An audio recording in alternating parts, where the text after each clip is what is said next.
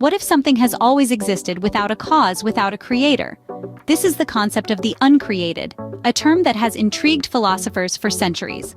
The term uncreated is regularly used in philosophy to refer to something that was not brought into existence by an external cause.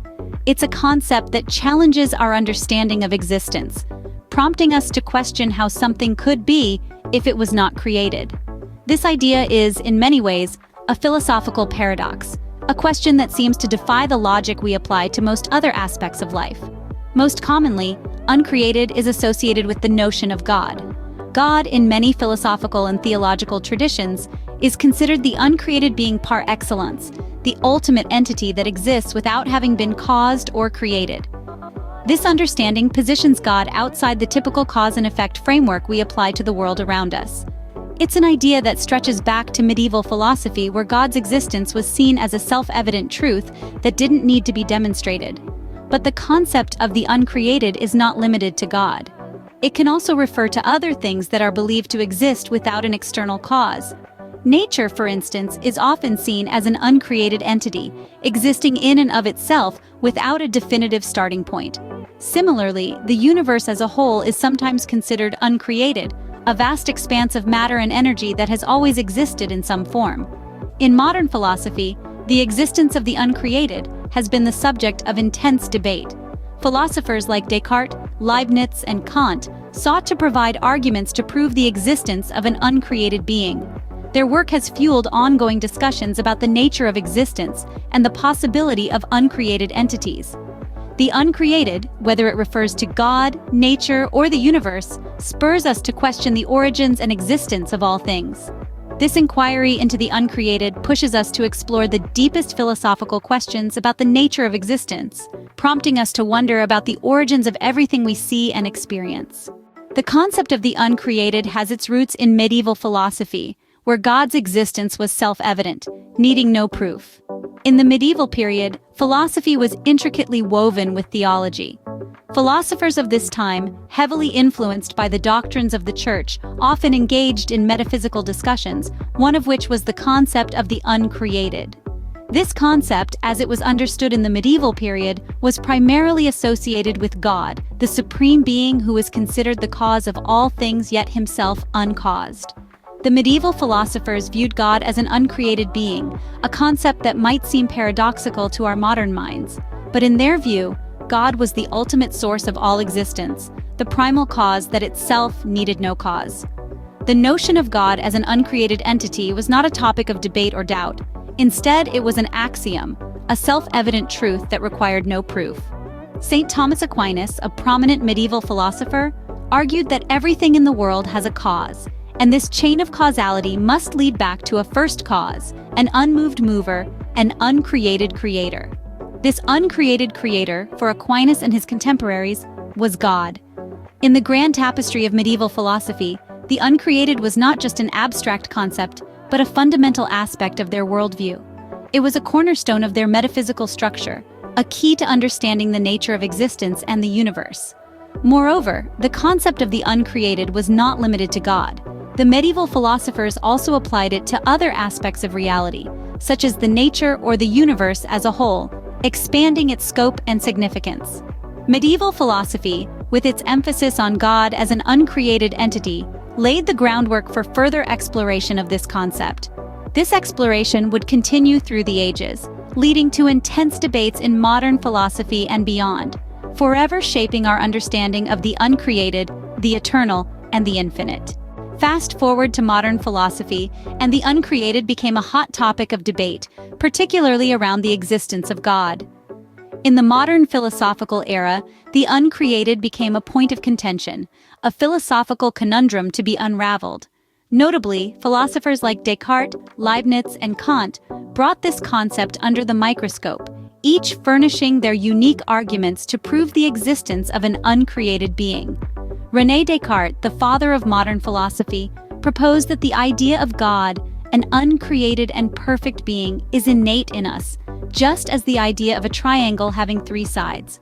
For Descartes, God's existence was self-evident, a clear and distinct idea that we intuitively understand.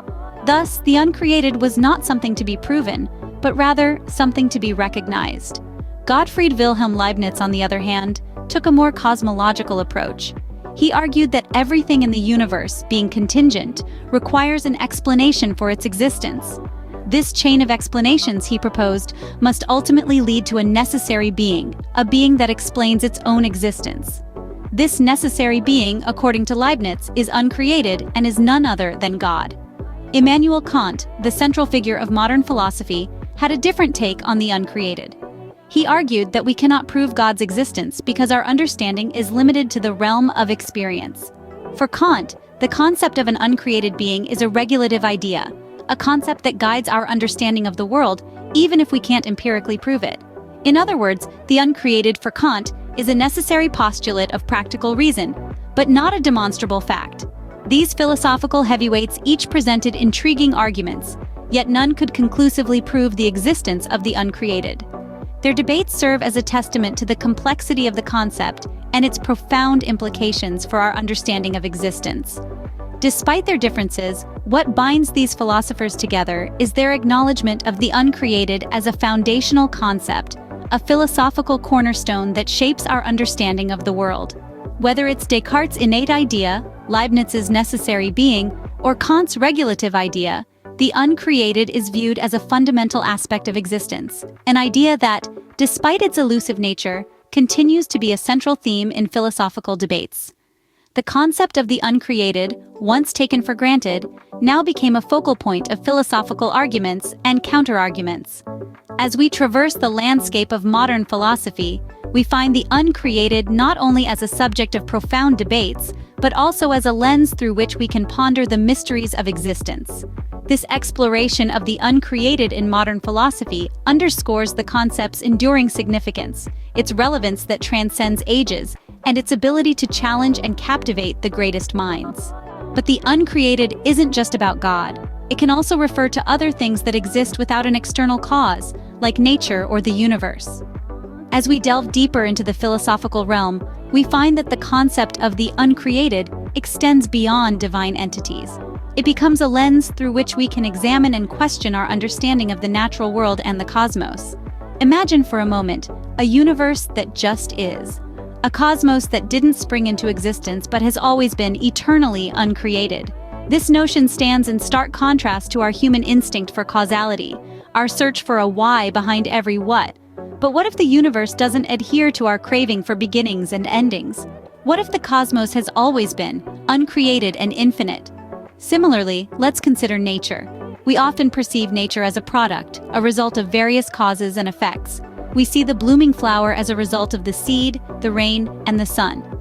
But what if nature itself is uncreated? What if it exists without an external cause, independent and autonomous, not a product but a presence? These ideas may seem abstract, even counterintuitive. We're conditioned to perceive the world in terms of cause and effect, but the concept of the uncreated invites us to think differently. It challenges us to step outside our causality-bound perspectives and consider the possibility of a universe and nature that exist without a cause, that are, in essence, uncreated. This broader application of the term uncreated doesn't aim to disprove the existence of a creator or diminish the role of causality in our understanding of the world. Rather, it provokes thought, stirs curiosity, and encourages us to question our assumptions about the universe and nature. The uncreated, then, challenges us to rethink our assumptions about the origins of the universe and nature itself. It invites us to explore new frontiers of philosophical inquiry and expand the boundaries of our understanding. And who knows what fascinating insights and revelations await us in this journey beyond the known and into the uncreated. From medieval to modern philosophy, the concept of the uncreated has spurred deep and complex debates. We've traveled through time, from the self-evident existence of God, a prime example of an uncreated being in medieval philosophy, to the intense debates of the modern era. Thinkers like Descartes, Leibniz, and Kant have all grappled with the existence of an uncreated entity, each presenting compelling arguments. And let's not forget, the uncreated isn't confined to the divine. It extends to the natural world and the universe at large. Philosophers have contemplated the uncreated aspects of nature and the cosmos, adding another layer of complexity to this fascinating concept. The term uncreated is indeed vast and intriguing, touching on the very essence of existence and origin.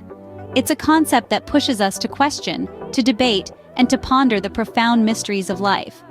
As we continue to ponder the uncreated, we are reminded that philosophy isn't just about finding answers, but also about asking profound and thought-provoking questions.